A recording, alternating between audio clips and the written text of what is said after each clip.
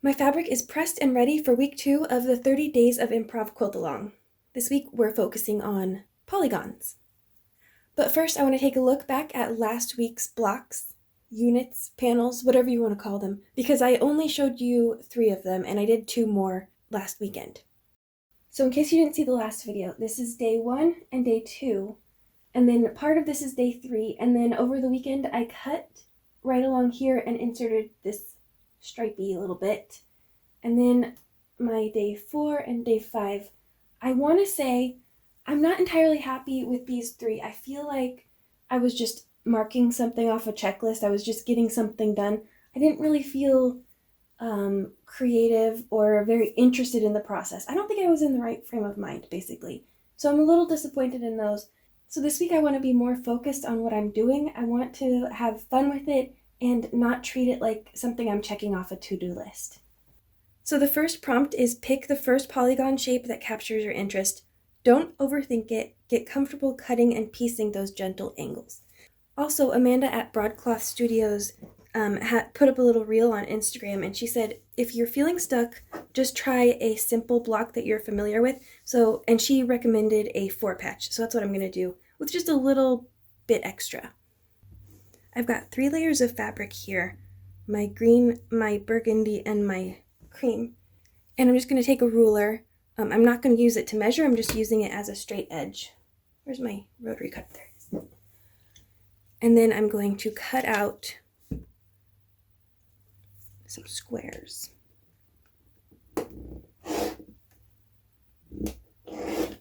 So there I have 3 squares. I actually needed 4. I forgot that I needed 2 of the cream. So I'm just going to lay it on top and cut out another one.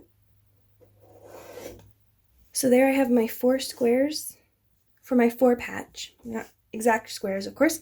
And I want to do something first with my colored fabric. Last week when people were working on their striped blocks, they added crosses sometimes, and I want to try that out with these 2 here. I'm going to bring in this black fabric and use some of this. I need 4 total. Okay, so there we go. Then for my 2 colors, I'm going to do a cut right in the middle. And then I'll insert this first stripe like that. So I'm going to sew both of those seams and be right back. And now that they're sewn and pressed, I'm going to turn them and then make another cut. And then I'll insert the next stripe. With this green one, I actually matched up that cross area pretty well, but I forgot to even think about it for this one. But I think it is sort of interesting the way it isn't quite right, the way it just sort of... So I'm going to continue on with my 4-patch now. And I'm going to, let's see, I think I'm going to go like this. And something interesting I saw Amanda do in her reels was she would overlap the 2 edges and then cut like that, and then take away these little scraps, and then there would be a perfect, well, theoretically, a perfect edge to sew along. I'll do that on this one too. It also cleans up that messy edge. So normally at this point I would be trying to match up that center seam as perfectly as possible, but I'm going to embrace the oops, what am I doing? I'm going to embrace the improv process and just go however it wants to go. But I am going to cut off that selvage. Maybe do it this way.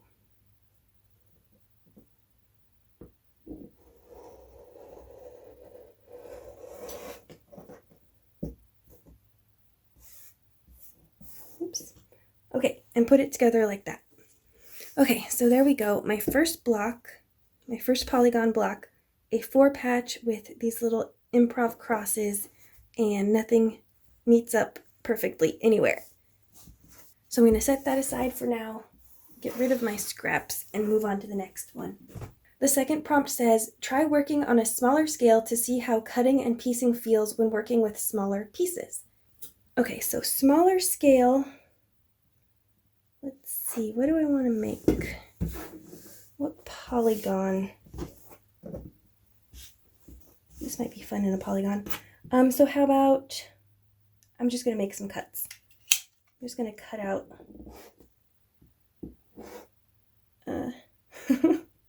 I don't know.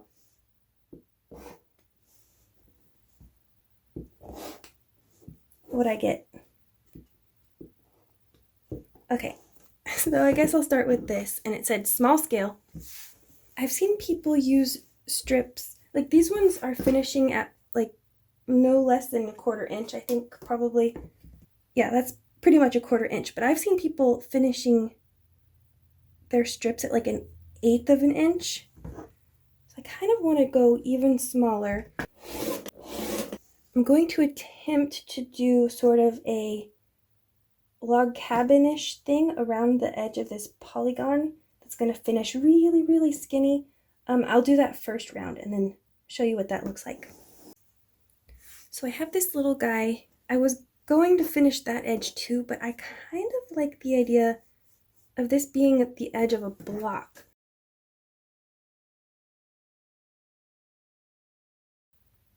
I think I'm going to try with this maroony burgundy-ish color and just have like a bunch, like a whole bunch of negative space around this tiny little thing. Although the question is, how do I do that?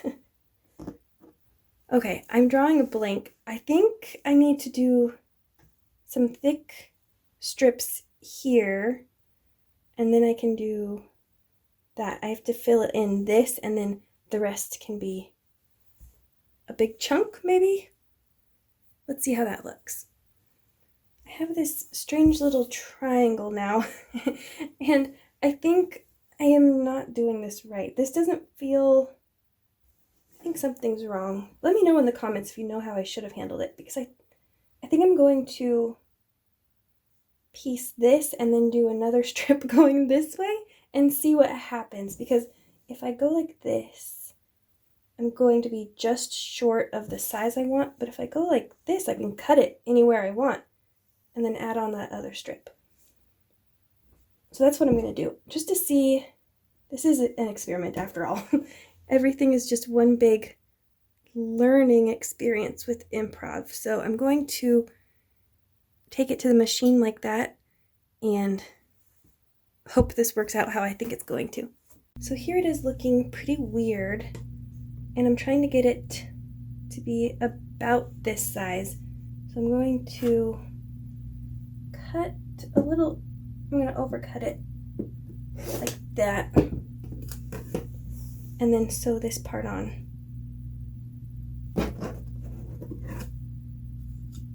Oh, I think it's still going to be just the tiniest bit too small. I'm going to do it anyway. See what happens. I was right. It's still just a little bit too small. So I cut an extra piece from here, and I'm going to sew it right there. Also, you might notice I had to cut this to get it straight so I could piece it, and I lost a bit of that inner border. But it sort of lends itself to the wonky improv aesthetic, so maybe that's not too bad.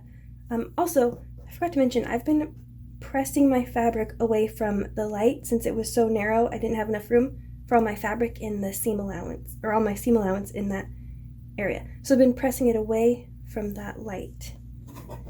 Now, I'm going to do that last seam right here. So this is what I'm working with now, and I'm going to trim this up. Okay, so that is a ton of negative space. I actually like this little bit in the corner. Ties in with that shape up here. It didn't work out exactly how I thought it would in my head, but I think it's an interesting block. Still not an expert, of course, but I think it's progress, maybe. If you can think of a better way to have done that, will you leave a comment below? Because there's got to be an easier way to fill that out. Prompt number 3 says, embrace the wonk by exaggerating the angles of your polygons. See how different your blocks look and feel when you avoid keeping things on the straight and narrow. For prompt 3, I cut 4 strips of fabric because I want to make some, what are they? Trapezoids, and then sew the trapezoids together to make a hexagon. So for this one, I'm just going to try to cut a simple trapezoid shape. I'm doing here too. And then I can have 2 sets in each color. So there's some variation between each set, so I should be able to get some of that wonkiness that Amanda from Broadcloth Studio is always talking about. These little trapezoids were very simple and fun to do. I enjoyed that for some reason, I don't know. And now there's 2 or 3 different ways that I can put these together. I could keep the colors together like that, or I could mix and match maybe. I could mix this with this. So there are a couple different options.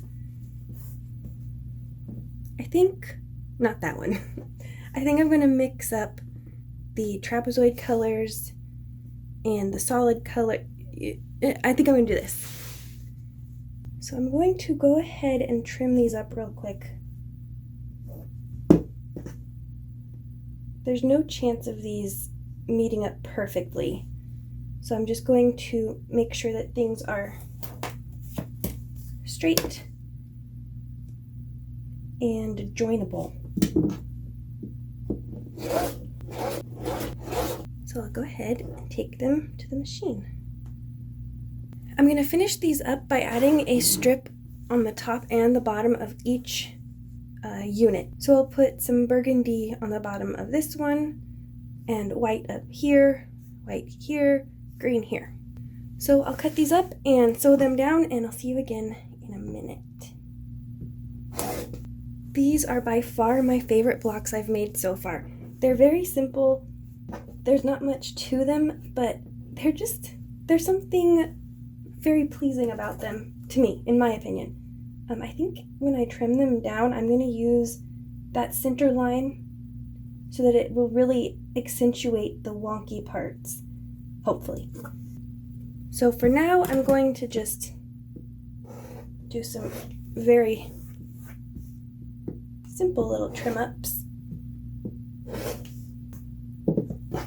and call that good. So that's prompt 1, prompt 2, prompt 3. I could see myself doing a whole quilt with just these as little wonky hexagons. It'd be simple and fun, and a great way to use up some scraps too. Also, it would be so jelly roll friendly, this pattern. So that was fun. I'm probably going to end up cutting up one of them next time. I don't know which one, but by far my favorite. I'll see you again in just a couple days. I'm going to try to definitely film the other 2 prompts this week. But for me, instead of 30 days of improv quilting, it's just sort of like several days. Several sporadic days of improv quilting.